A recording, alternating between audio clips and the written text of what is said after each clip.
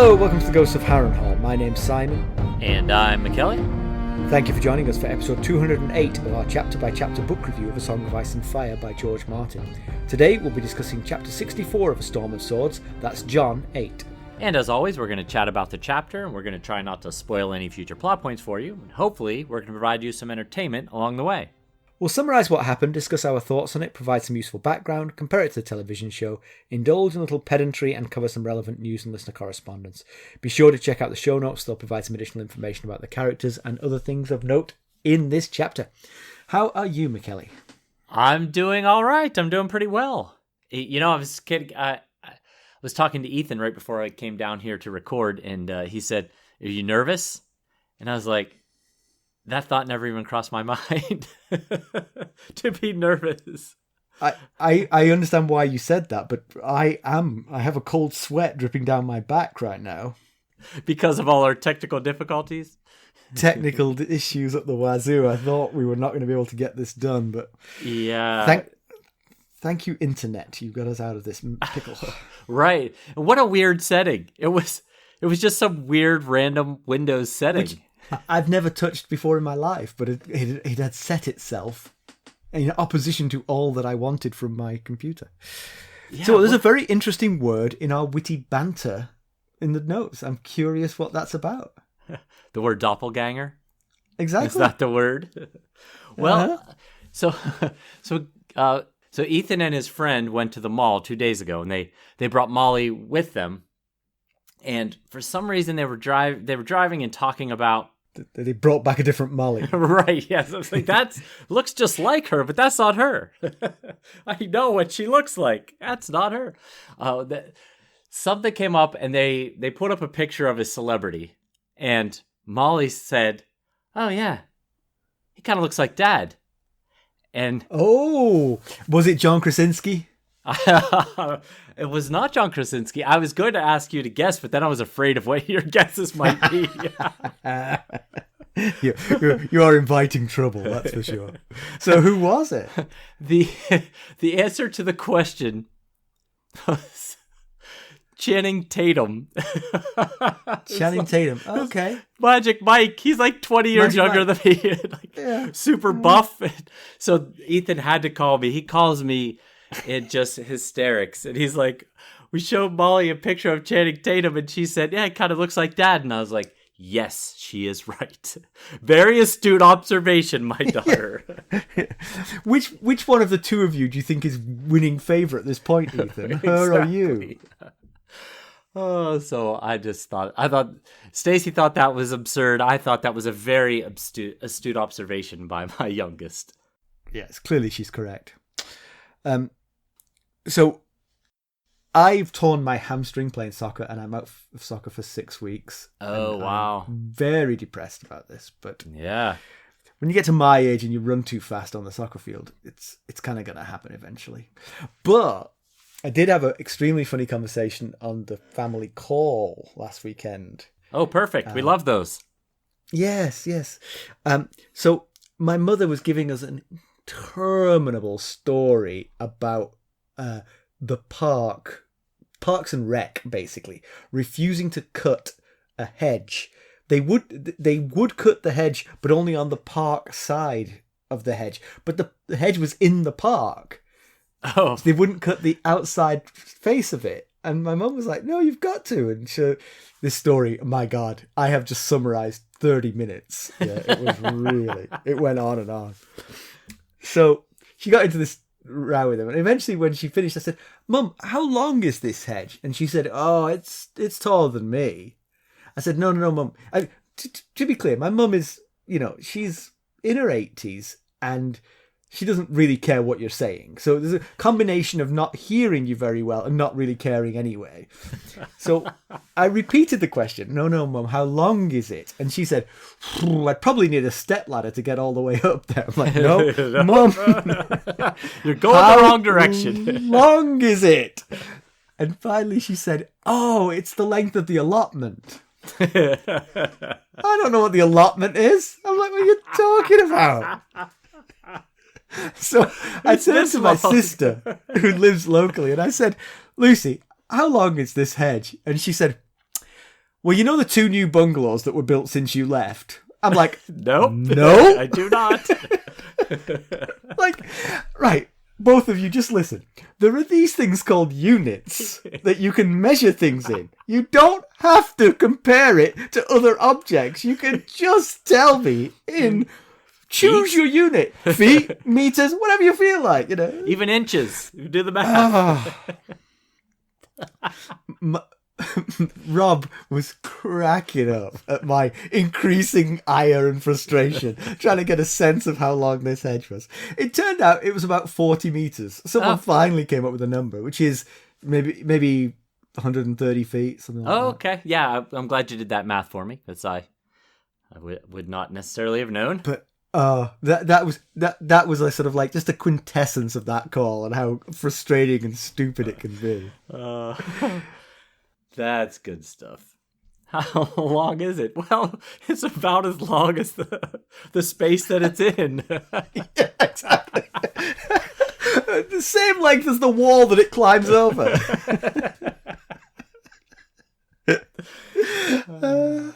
God, they were cracking me up.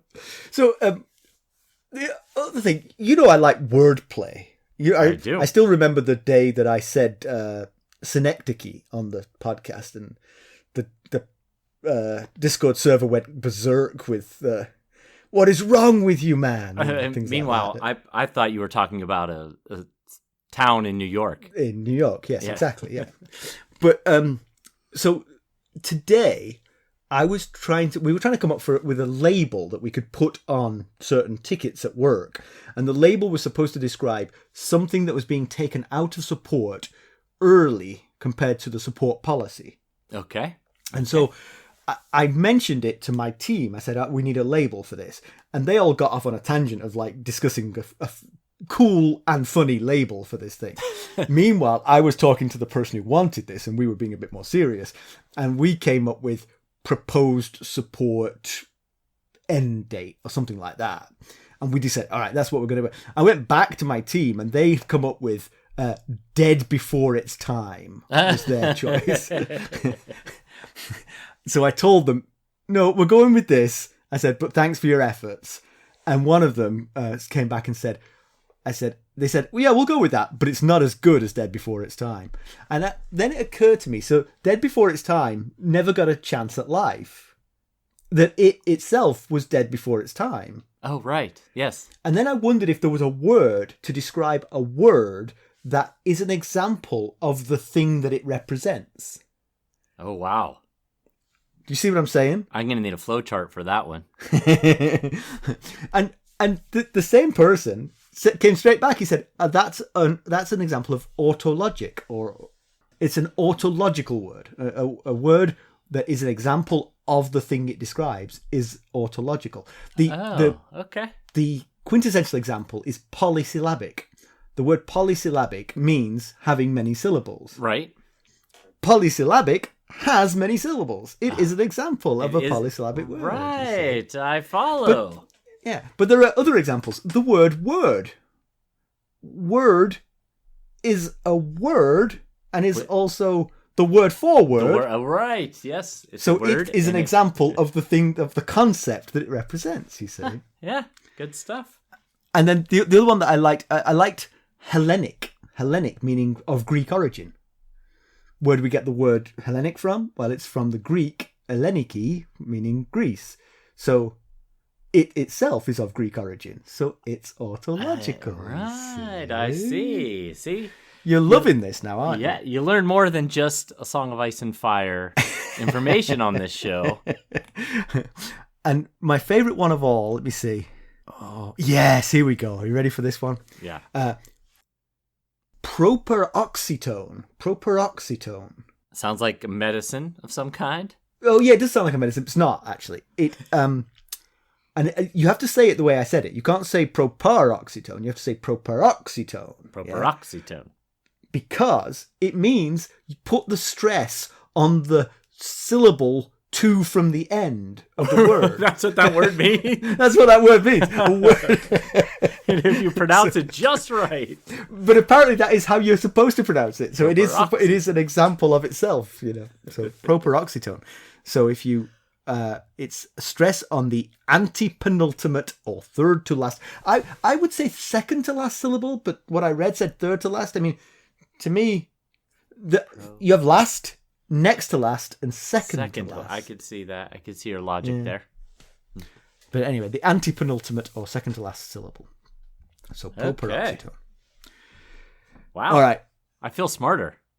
I'm going to go out into the world and try and use some of these. Well, the thing is, I'm riding coattails. My guy was straight in. I said, is there a word for it? And he came back with straight away, said, the word you're looking for is autologic. I was like, oh. Okay. You know more than me. All right. Enough of this frivolity. Let's get down to business. Let's do it. How did we leave Jon Snow? So last we saw of Jon, he was fighting to defend Castle Black from his former comrades in the Wildling raiding party. Despite significant losses, the Wildlings were defeated. The stairs up the wall were sacrificed in the battle. And of course, Ygritte died in his arms. So Mackelly, why don't we give a summary of this one? Bound to be happier than that one. Yes, let's hope so.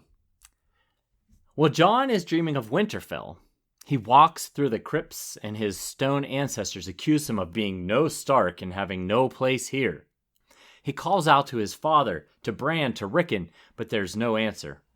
Above he can hear a feast, at which he is not welcome. His crutch slips out and he falls. A light has gone out, and now he calls out to Ygritte. He begs her for forgiveness, but it turns out he's talking to a direwolf.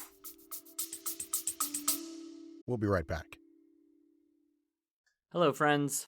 Are you ready to make some unforgettable memories? Well, if so, consider the Marriott Bonvoy program. Discover the perfect destination for your summer getaway and unlock exclusive deals on luxurious accommodations. With our affiliate partnership, you'll enjoy unbeatable savings and a seamless booking experience.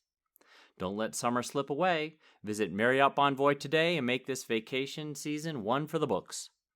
Use our Ghosts of Harrenhal affiliate page to check it all out and buy Bonvoy points or give some as a gift. The link to our page is in the show notes. He wakes in his own bed in the steward's cell beneath Mormont's chambers. No comfort there. Cold. No ghost. No Ygritte. Could the wolf in his dream be ghost dead? But no, he looked more like summer. Does this mean that Bran is truly lost to him now? The Night's Watch horn sounds twice. Wildlings. He dresses quickly and heads out. The only way up the wall is the cage winch, but it's already on its way up when Jon arrives. He and several of his brothers await its return. It's very cold. Clydas and Hobb feed and water the troops while they wait. Satin asks if it's Mance Raider. Jon tells him to hope so. There are worse things north of the wall. It's colder still atop the wall. Fires burn and ammunition is plentiful. They hear mammoths, but they can't see anything. Noye fires burning barrels of pitch from 2 trebuchets to light up the enemy. By the light, hundreds of mammoths are spotted. It's a raiding group at the gate, the only conceivable way through for the Wildlings. 3 iron gates and a 9-inch thick oak door block the way. Murder holes will make any invader pay a fearful price. Acting Commander Noye heads down to the tunnel with a few men, leaving Jon in charge on the wall. Now the night wears on in a blur of arrows, burning oil, and trebuchet fire. Jon's exhausted and in a trance with the repetition. His fever returns, and the combination of his wounded leg and burned fingers make the constant archery a painful misery. Even Jon, who had seen the Wildling army, is stunned by the numbers at daybreak. All the Wildlings in the world had descended upon them. The sight threatens to unman the young brothers, but Jon rouses them with a stirring speech, featuring the not unreasonable point that they literally can't hurt us. We're 700 feet above them. He targets a battering ram that is headed for the gate. The onslaught of arrows stops the ram, and the wounded mammoths run amok. The Wildlings withdraw. Jon rides down to check on the tunnel and leaves Gren in charge on the wall. After the previous battle, the temptation had been to leave the debris of the stairs to block the tunnel, but Noye had insisted it be cleared. Wise now, as the giants and mammoths would have broken through. Now Jon goes down to find that Mag the Mighty himself had destroyed the outer door and had bent the bars on the first iron gate and reached through to kill the defenders. But Donal Noye had killed the king of the giants with his own final act. Jon walks through to the outer entrance and looks upon the devastation. He comes back in and decrees that they must fill the tunnel with as much debris as possible. He wants to tell Sir Winton Stout, who should be next in command, but Maester Aemon tells him that he, Jon, must take on the leadership until Bowen Marsh returns. Sir Winton's wits are long gone, and the Night's Watch needs a true leader. It is what Mormont intended when he made him his steward. Jon is incredulous. You know, I was just thinking, while we were reading this, that if someone had asked your mom, so how long is the wall? She'd say, it's about the width of Westeros.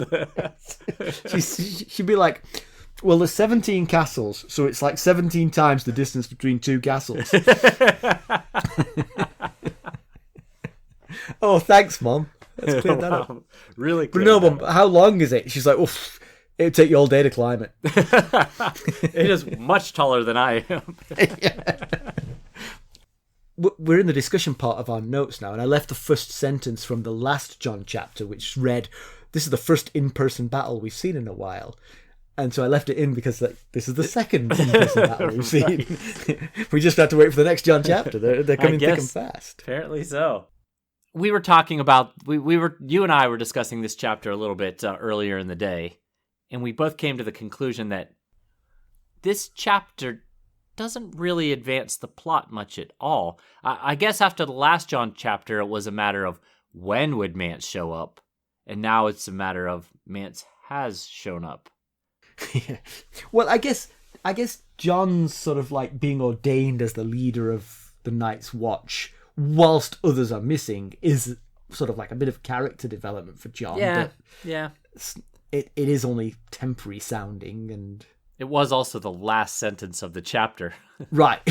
Yeah. So,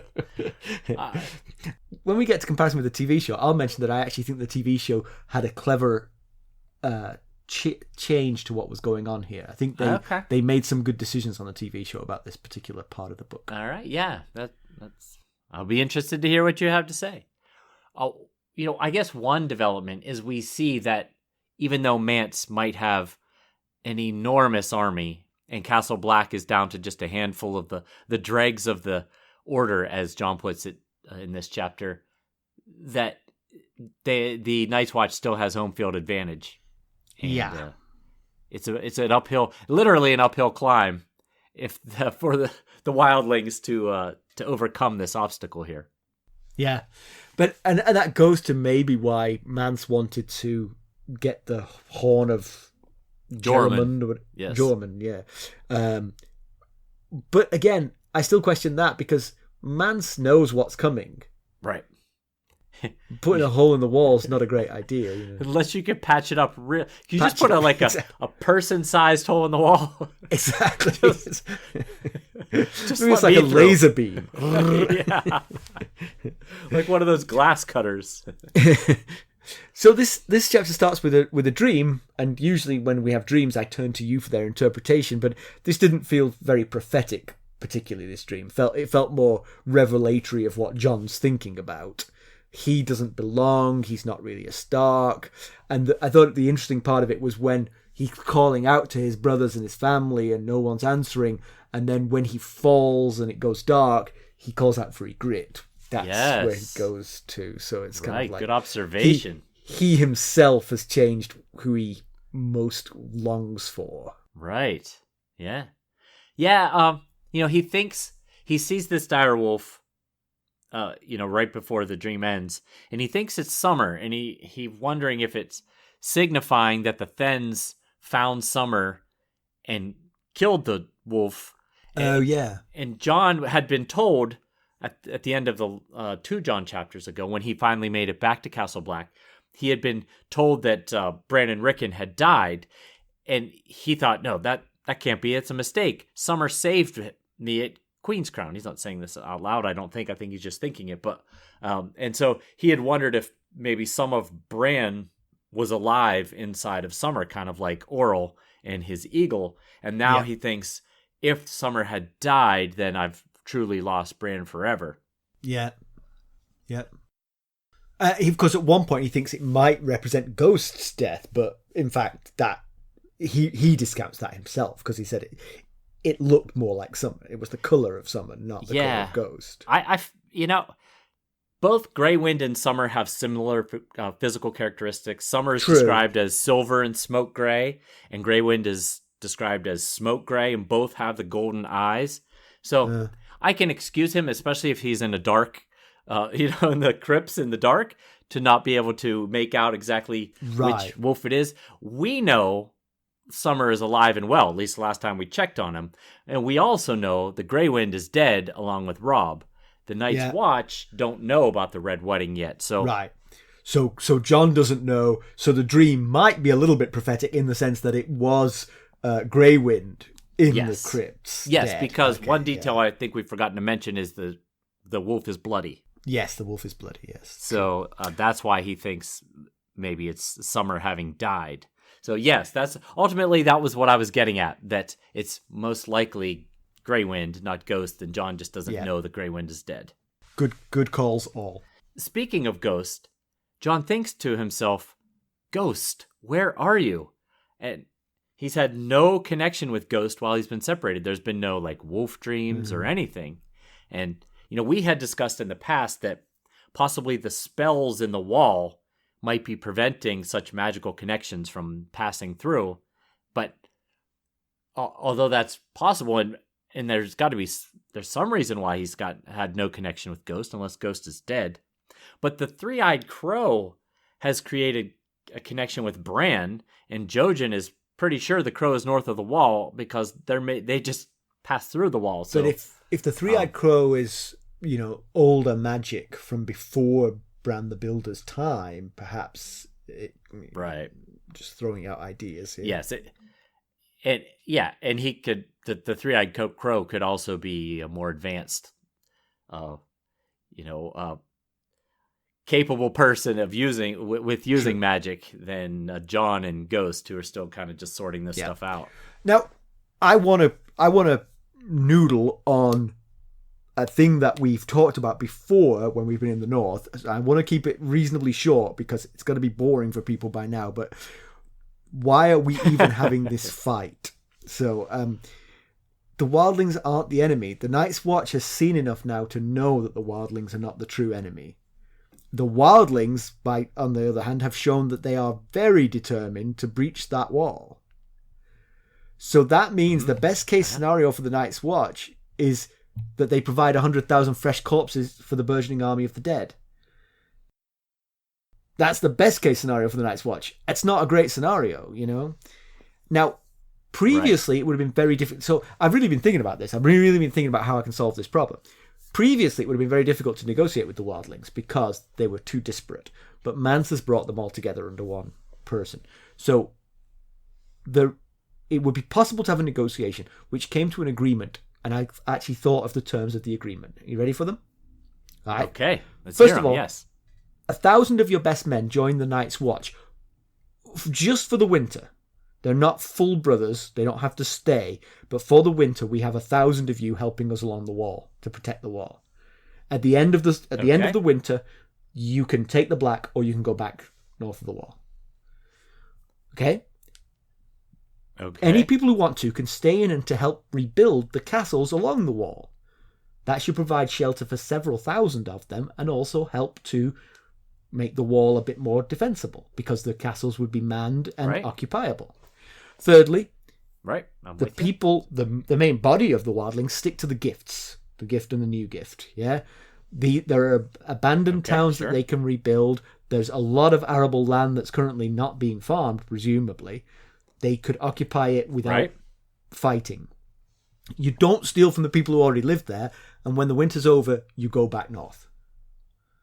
I like all those. I think if they could enforce all those rules, that's tricky. I too think the enforcement one is the trickiest one because the Wildlings are wild, and they won't want to be confined by these rules. Yeah, and once you take the toothpaste and put it on the southern side of the wall, it's hard to put it back into the tube on the northern side of the wall. The one thing is, though, once the winter is over, I think the Wildlings would want to go back north. Because they don't want to kneel. They don't want to kneel, Yeah. So the assumption would be, and I think it's a solid assumption, the only reason they're looking to get south of the wall en masse is because they know what's coming. Right. They're not afraid of the cold. These people are hardy. Right. You know? Right. Yeah. Yeah, that's possible. I mean, I think everything you said would be would be a good idea. It would be agreeable.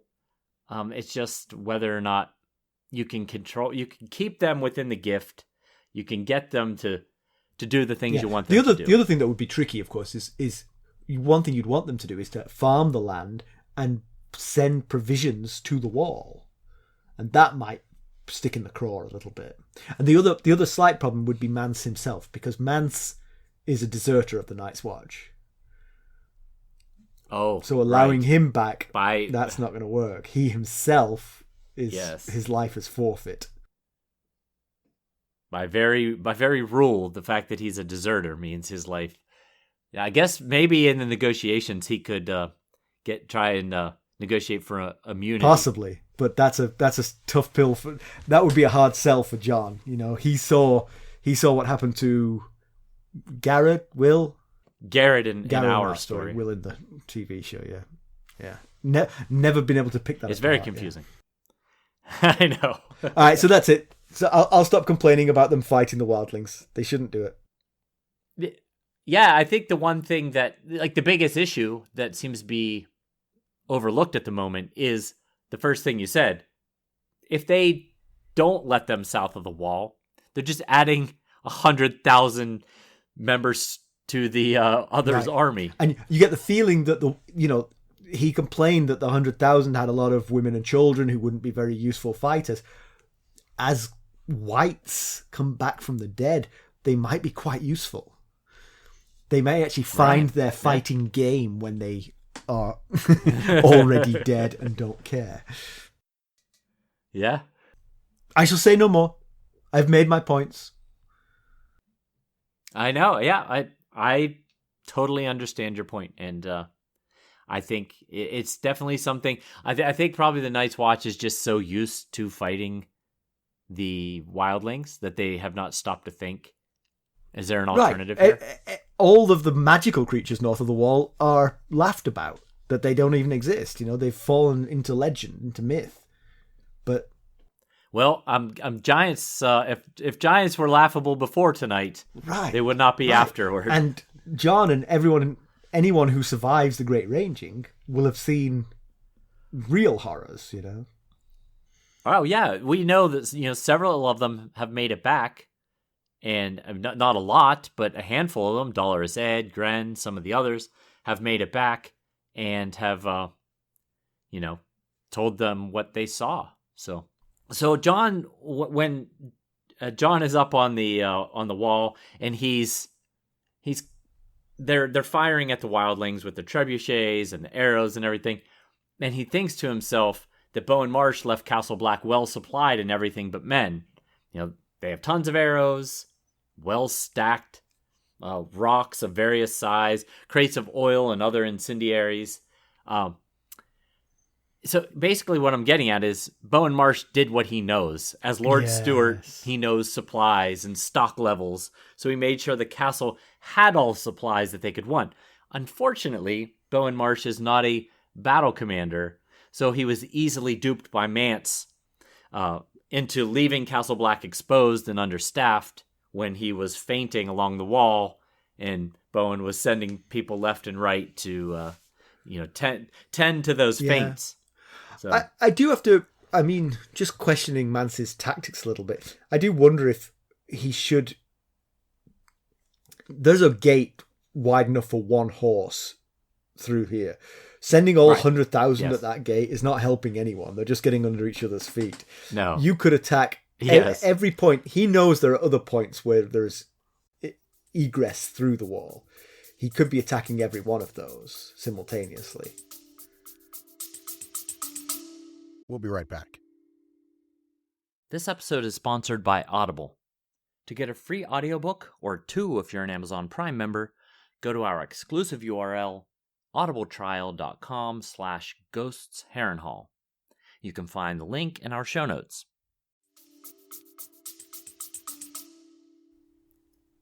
Yeah, they could. There's other ways of going about this. They didn't have to attack directly at Castle Black. He got raiders up over the wall. Jarl personally didn't make it. We've talked about this before. They could have dropped ladders down and gotten more and more people over. Now, you're not going to get 100,000 people over, probably. But for instance, if you send 50,000 at Castle Black, that's going to make all of the defenders collapse on Castle Black. Meanwhile, there are 50,000 of you creeping over the wall somewhere else. Yes, in drips and drabs, but as long as you keep those 50,000 there and keep the attention on that location. And slowly but surely whittle it down to 40,000, 30,000. Meanwhile, you've all climbed the wall. There's one last guy waving around. Just him on his mammoth. His spear. Doing a wheelie. Yeah. Do you call it a wheelie when you're on a four-legged animal? Probably not a wheelie. What is that called? Like a rearing up, right? Is that?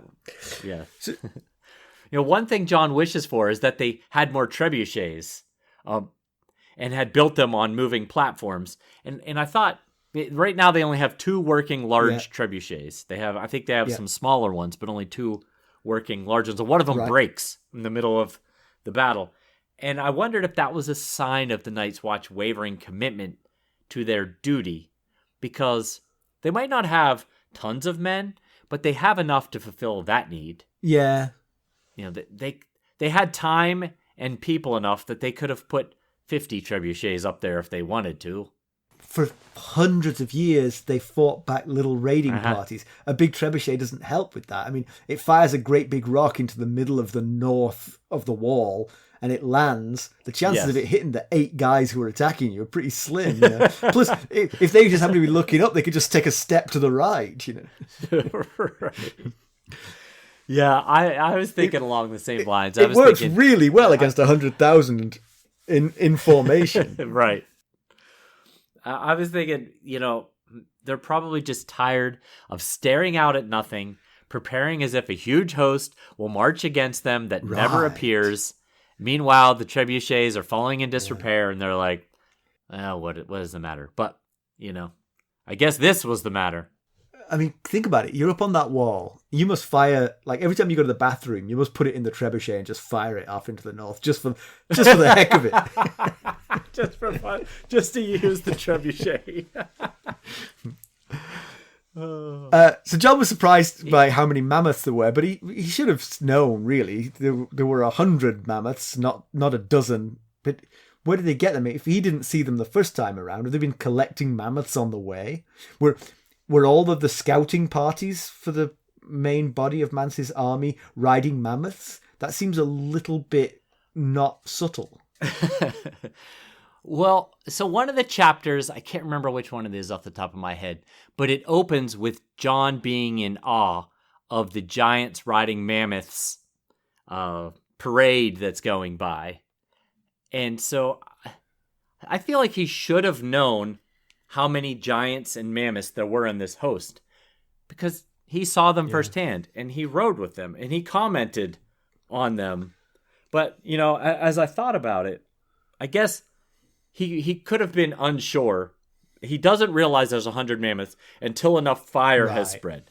And then he's like, oh, there's not a dozen, there's 100. I guess he could have been unsure whether Mance congregated the whole host here. True. And he says at various points that every time he'd seen the army before, it was strung out over miles of marching where you wouldn't see them all in one place. And you wouldn't, every time you see a mammoth and a giant, they might look like the last mammoth and giant you saw, so. He also didn't realize there was a game of mammoth giant polo going on behind the next hill, That would be interesting to watch. So yeah, that's almost pedantry, but I think you're right. The emphasis is more on it's the middle of the night. He hasn't seen anything, and when the fire lands, he's like, God, there's hundreds of them. He brought them all. Yeah. Mance did tell him and everyone who was listening when they arrived at the Fist that the battle, if we get to Castle Black before Mormont does, the battle is won. So Jon knew the battle was coming to Castle Black, and that's what he was, he was sounding the alarms. He was telling everybody the battle is here. Get Bowen Marsh back here. So he ultimately knew that this was the location of the battle, but I guess it just caught him off guard that there wasn't just a handful of mammoths. I just felt like I'm giving him a pass because of the fact that he can't have known that Mace concentrated them all. But when he saw all 100, I would have expected him to be like, oh, he brought the whole gang. Not, there's 100. It would have actually been more interesting if he'd only seen a dozen and be like, where the hell are the rest of them? They're climbing the wall, aren't they? They're bringing mammoths up the wall. So did you feel like Donal Noye brought a bit of a skeleton crew to defend the gate? Just him, 2 archers, and 2 spearmen. Yeah, I think I would have taken a few more for sure. I mean, just to have backups, Yes. In fact, I would have taken at least 2 spares and 1 runner, because if the spares would started to be used, I would want the runner to run back up the wall and grab 4 more guys and bring them down, because I would want guys there the whole time, because it's the most important part of the battle. Yeah, you're right. And I get they have light numbers. They're short in manpower. But the people on top of the 700-foot wall, you can afford to lose a few of those because there's nothing to do. You're 700 feet away. Yes. As Jon tells them at the top of the wall when he's giving them the rah-rah speech, there's only one weak spot along the wall. It doesn't matter what the wildlings do to any other stretch of the wall. There's as you said, a horse's width of weak spot on this wall. So, Donal Noye stopped Mag because they kind of killed each other and both died in each other's arms. If Mag had survived that fight, he would have just kept coming. Nothing to stop him. The last of the defenders was gone. Right? Yes. That's my point. I get it's a narrow, tight quarters, but you probably should have brought maybe 10 men in case the first wave didn't succeed. I mean, what I would have done if I was Jon when the second trebuchet fell, I'd be like, "You trebuchet boys, get in that winch, get down and help Donal Noye." Right? You're not doing anything anymore. Good. Stop playing with your poop. Good thinking.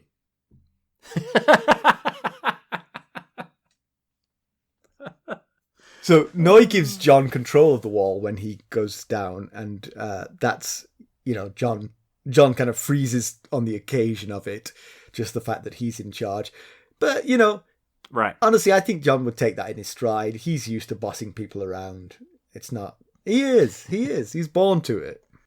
Yeah. I'm sure it was surreal at first when he first was like, me? Why me? There's much more seasoned people here along the wall. But I felt like he did a good job. He kept morale up. He put the threat in perspective for the men and created a defense plan and executed it. Yeah. And his play, as you said, his point was right. I think you had mentioned this earlier. The men riding around down there, he specifically mentions the men riding around in chariots and running with spears and axes. They had no bearing on the people at the top of the wall. Well, they were just going to ride in circles or ride up to the wall and stop. There's nothing they could do. And the fact that Jon pointed out, look, there's a absolutely enormous host out there. As far as the eye could see, there's people pretty much. But they can't do anything. And Jon comments on their lack of discipline, that they're firing arrows into the wall. But I'm going to say that's not really a lack of discipline. That's just stupidity. If you fire an arrow and it falls 200 feet short of your target, and actually falls back into your friends, then don't wait for your commander to explain this to you. Stop firing those arrows. It's stupid. Right, yeah. Also, the battle lines fall apart almost immediately. That's one thing he notices. But, Mance did a great job, pretty much almost an unheard of job, combining all the factions of wildlings, which is absolutely no easy task, but it's ultimately only half the battle. It's hard to teach any kind of discipline to this enormous group of factions and trying to get them to act as one. Yeah. He'd need a great deal of skilled battle commanders and a lot of training in order to get them. Or an entirely different strategy. That would be the other thing he could do. don't line up Right, in battle formation when you don't have people who are capable of lining up in battle formation. Make this more of a guerrilla war, Go in small groups. Yeah. Take, the battering ram. I like the battering ram. That's good. You could do the battering ram over and over and over again in small groups. You don't need to send mammoths that will run amok and kill everyone. Yeah, that makes sense. If they just sent 4 giants at a time with the battering ram over and over Maybe again. with a couple of bodyguards to hold a sturdy umbrella over them. Wooden umbrella. Yeah. But on the subject of unseasoned, untrained rookies, the Night's Watch was supplemented by a few people still from Molestown, right? Yeah. Not many, though. Not many. Most of them went back to their lives. This is. I'm prompting you because when there's something like this in the notes, I figure you've got a list. Well, so we get the mention of 2 adults and 3 orphan children. We get Harith, who they call Horse because he has big buck teeth, I guess, as Jon explains it to us. And Harith was one of the moles that came over when Jon said, everyone get to Castle Black, and he decided to stay. He was so impressed he wanted to take the Black. Right. So he's still there. There is Zay. I guess that's how you pronounce her name. Zei. Zay. I'm going to go with that. She was the prostitute from Molestown. And she, last Jon chapter, turned out to be pretty handy with a crossbow. So she has stayed to fight. And then there's 3 young orphans that, as Jon puts it, Noye kept because nobody else wanted them. I'm not sure you can do that. Just decide to keep children. Well, but I guess think so. in that situation you can, because literally nobody else wanted them.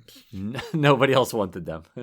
Yes, and they were young. They were between the ages of 8 and 5 or something like that. But, I wondered, was it wise for all of the Molestown people to figure everything's okay and go home? Well, safer, apart from if you lose the battle, of course, in which case, very unsafe. Yes, exactly. Jon knew Mance was coming. And, you'd think that the Night's Watch would implore them to stay for his arrival because, like you said, if they fail, the Wildlings are going to come through and get to those Molestown people pretty fast. And Jon told us that the castle was stocked well with everything but manpower. So, they could have used help on the wall, firing arrows, burning pitch, loading the trebuchets. Yeah. So, or being the runner to say we need more men down at the tunnel. Right. Or shove those people through the tunnel. You go in first. Tell us what you see in there. I've switched sides. Mag the Mighty. So Jon with Aemon and Pip and Clerys check on the gate, as we said, and Noye hadn't returned. He had died at the same time as Mag the Mighty. Before this battle, Noye had arranged to remove the southern side debris that had fallen when the stairs burned and fell. They'd blocked the entrance to the tunnel, and there was a sort of simple temptation to just leave it there because that would keep them out. But of course, you couldn't then defend the tunnel itself if so basically Mag the Mighty would have worked his way through to that debris, and then it's just a matter of time. Yes. Yeah, you can't leave the gate and the tunnel for the northern gate and the tunnel for the Wildlings. I know it's a narrow bottleneck for sure, but it just leaves the inner gate and the debris. And as we've mentioned, this is the only weak spot on the wall. You must protect all of it. Yep. And it has built-in protections. Jon mentions there's murder holes in there, and I think we mentioned in the summary that there are 3 middle gates. So you protect every inch of that gate, every inch of that tunnel. Because once the Wildlings do start pouring through, even though they'll only be pouring through a handful at a time, eventually they'll come through. They'll get in, and it'll be. They don't have 100,000 crossbow bolts to kill them all. Yes, right. And Jon mentions when he finds Noye dead, he and Mag the Mighty dead. Jon calls Mag the Mighty the King of Giants, which is not entirely true. First of all, his Mag the Mighty's full name was Magmar Tundo Weg. That we learned that, I think, the last Jon chapter. But he wasn't actually the king of the giants. Tormund told Jon that giants don't have kings, just like mammoths and snow bears don't have kings. He was more of like an elder, a leader that the other giants respected and looked up to because he was old and mighty. Oh, I thought you were going somewhere with that. Okay, fine.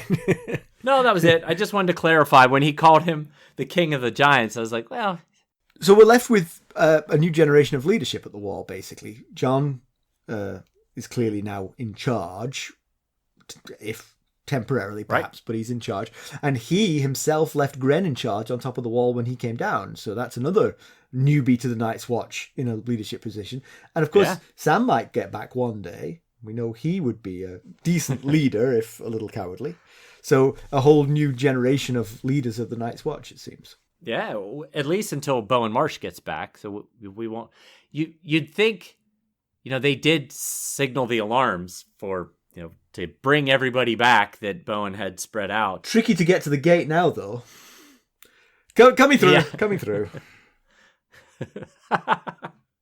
Eamon paints a nice picture of why Jon should lead, chosen by Donal Noye and Corran Halfhand before him. Mormont made him his steward, son of Winterfell, nephew of Benjen Stark. So he has an impressive resume, but he's also very young and very inexperienced. But he's done things that most of the Night's Watch haven't done. He's ranged north of the wall. He's infiltrated an enemy camp. He's killed Corran Halfhand, which is not actually a good thing, but he's broken his vows. Okay, some of this doesn't actually help him, but yeah. All right, well, do you have some background for us? I sure do. So it's kind of background that we've talked about before, but it's been a long while, so I just kind of wanted to pay a quick tribute to our fallen Donal Noye. So we lost Donal Noye in this battle. The Smith began his trade for the Baratheons at Storm's End. It was Noye who crafted Robert's famous warhammer that he killed Rhaegar with on the Trident. Oh, that's right, yeah. Having lost his arm in Robert's rebellion during the awful siege of Storm's End, where Davos earned his moniker the Onion Knight, he left the service of the Baratheons and took the Stannis earned his moniker as the blacksmith's arm eater. Yeah, if Davos lost fingers, what did Donal do? Noye was one of the first mentors for Jon at Castle Black. He is the one that explained to Jon that Jon was humiliating his fellow recruits when they fought, because these boys were untrained in fighting, unlike Jon, who had been trained by Roderick Cassell and had proper battle training, unlike these other boys who were just small folk who ended up at the wall for various reasons. Anyway, this led Jon to rethink the way he interacted with the boys and ultimately paved the path to creating friends out of foes. And for this and more, though Donal Noye is gone, he shall never be forgotten. Indeed. So comparison with the television show. So as I mentioned last Jon chapter, this battle was pushed back a long way in the TV show. So most of this book has been season 3 of Game of Thrones. This battle was season 4, episode 9. So almost at the end of season 4. So almost an entire season after Jon escaped from the Wildlings. Wow, okay. I think the show did this all very well because it made the two battles into one battle. Ygritte and co from the south, Mance's main force from the north. Also, Mance's tactics were more like I was describing there. They were far less wasteful. They weren't lining up the whole 100,000 and marching towards the wall like cannon fodder. They sent small groups of mammoths and giants to attack the gate. Good idea. Wish we had thought of that. Exactly. Jon and friends did not spend the entire night shooting fish in a barrel. There was none of that exhaustion. And the TV battle, I think, was more realistic because of it, because there was a lot of boredom on the wall. Even though the battle was going on, they didn't have that much to do. Sure. Right, yeah. They would repel them from the gate. They would wait. The next round would come. They would start fighting again. That's how it went. Okay. I will say that in in the TV show, what they didn't get right is the same thing you were just arguing. You were just arguing they needed to send more troops down from the wall to protect the tunnel. Yes. In the TV show, they made the same mistake. They didn't have enough people defending Castle Black from the raiding party. Okay. The battle there was very, very close. Could have gone either way. And if they'd lost Castle Black... Oh, it's over. Then... Yeah. Exactly. Right. So the whole thing was on a knife edge because of that. Nobody actually gives Jon command, but the other commanders, who I won't mention their names because they might be spoilers, all leave the wall to defend the castle, or in certain cases run and hide.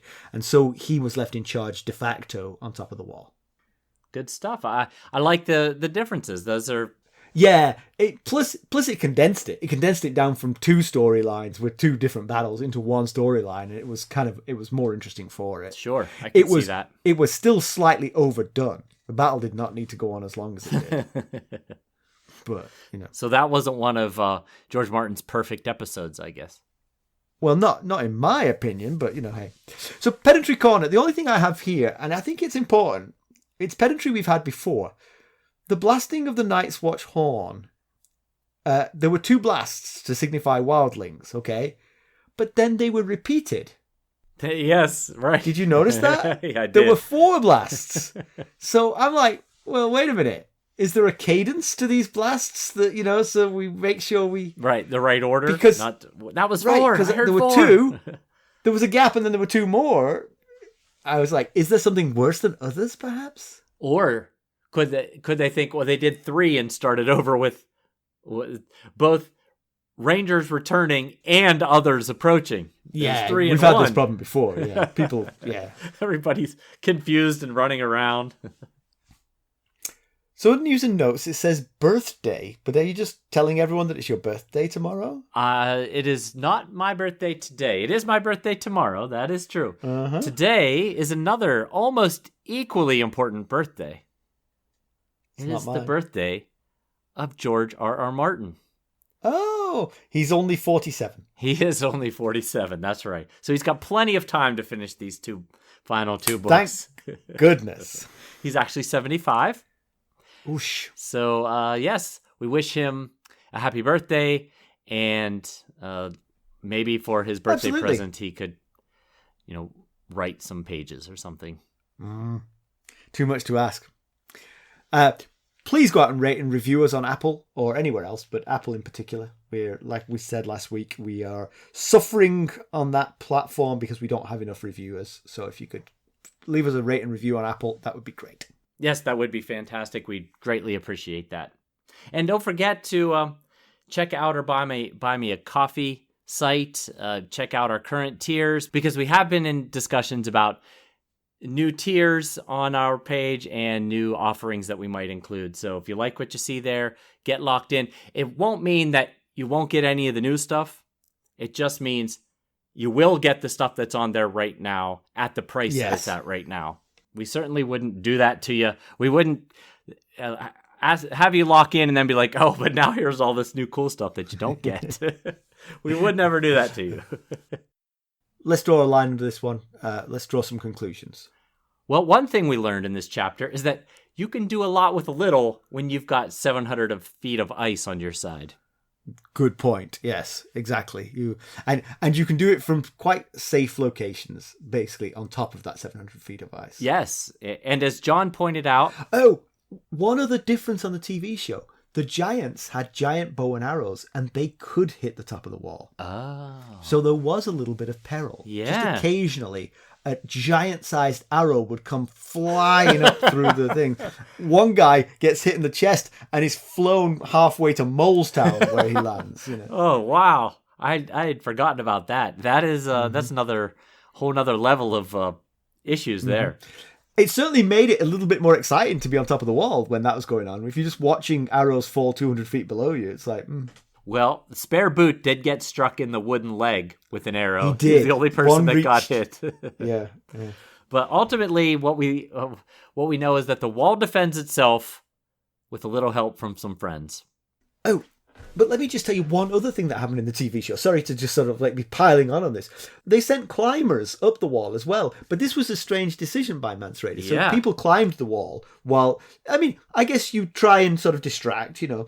But he must have forgotten about this huge thing they had. They had this great big weight on a chain that was held horizontal. Oh, no. At any point, they pulled a pin out and this thing swept down in a big sort of like... just wiped out everyone who was climbing up the wall in one fell swoop. So Mance probably sent people he didn't like on that particular Right, mission. yeah. It was like a windshield wiper. Exactly. That's what it did. Yeah, it smeared them. Just takes everybody off. So the Wildling host has been turned back, but obviously it's not yet defeated. You can't imagine them going back to their homes. Right, yeah. But, you know... But what can they do? Yeah, right. They've got to get through that gate. That's the only thing they can do. But, I mean, they're going to lose a lot of people trying to get there. If Mag the Mighty can only get part way through the gate, then how are the rest of them going to get any further? Yeah. Other than by negotiation. Oh, just saying. That is one way to do it, yeah. You know, Jon is walking around north of the wall at the end of the chapter, so they've clearly pushed back the first wave of attack. Or at least the first wave has retreated out of range. Exactly. Yeah. So I can't imagine that they'll be like, well, that didn't work. Oh, well. Right. You know, I'm sure they'll be back for more. But this first wave has been repelled. And hopefully they can patch up the hole that, was left when the gate was destroyed. And the first inner gate was destroyed. Hopefully they can get enough debris and stuff in there to make it harder for them to get past. The thing about debris on the outside of the locked gates is they can clear that. I mean, if it's just a pile of debris, that's an easy thing to clear. It'll take time, but it won't take that much time. Yeah, you know? And I guess it is better than not doing that, though, and just leaving the second inner gate exposed. Perhaps, but these are metal gates that you can fire through. So you could just put your archers there and have them firing away all day. Yeah. At the invaders. If there's debris in the way, you can't do that. Yeah. I think I'd personally still rather at least slow them down with the debris if possible. I think you'd be better off trying to seal the breach in that gate, in the one that Mag the Mighty tore. He pulled it apart so he could get through. Yeah. Seal that breach somehow. Find a way to seal that breach, and then you're back to 3 gates. You've lost the outer door. Right. But 3 gates is better than 2 gates and a pile of debris. Yeah. I could see that logic. I could see 3 gates being better than 2 in debris. So Jon is in charge at Castle Black. He didn't seem like he saw it coming, but he probably should have done. He was born to leadership. Sam himself, when Jon was appointed to the steward, Sam pointed it out that very day that he was being groomed for leadership. Right. That was the reason he was chosen. Jon didn't see it that day, that's for sure. No, and his rise has been meteoric from that point onwards. But again, he has done extraordinary things in his time. Yeah. In the Night's Watch, Agreed. compared to most of them. Yeah. Now he probably won't be in charge for long. Like I said, Bowen Marsh has to come back fairly soon. But you know, it should be interesting to see how he handles this job and how others respond to him being put in this job. There are a couple of other in the wind people who might come back to threaten his position. One is Alistair Thorne. I was just going to mention him. Yes. Yeah, Thankfully, he's not there right now to make trouble. Right. But he was in King's Landing last we saw him trying to convince them to send more help to the Night's Watch. And the other one, of course, is our old friend Janos Slynt. He's on his way too. Now, you know, maybe he and Jon will become fast friends. And, you know, he could talk about, you know, they could talk about how Ned helped Slynt in the Night's Watch by sending some of the Stark men to help patrol the city and such. And maybe not. Maybe not. Not really. Yep. Who have we got next week? Well, next week, all I'll say is we have a character who last time we saw this character, it was unsure whether said character was left dead or alive. We've never had a Joffrey POV before. No, he's definitely dead. Okay. Beric Dondarrion POV? Could we be getting Beric 1? He's definitely both. All right. There's 4 ways that you can help us. You could leave us a 5-star rating and a positive review, particularly at on Apple Podcasts, that would be great. You can buy merchandise from us at ghostsofharrenhal.threadless.com. You could buy us a cup of Arbor Gold, which I've got a parched throat, I could do with one, at buymeacoffee.com/ghostsharrenhal, or become a sustainer at the Lord Paramount or Knight of the Realm level while they still exist, and get yourself locked into those tiers. Or you can just donate directly to our cause through ghostsofharrenhal.buzzsprout.com. Well, if you're looking for more ways to interact with us and keeping up on the latest Ghosts of Harrenhal news and developments, well, you can always check us out on our social medias. You can follow us on Twitter at Ghost Harrenhal. We're on Facebook, Instagram, Discord, and YouTube. Thanks for listening. Thanks. Bye. Bye.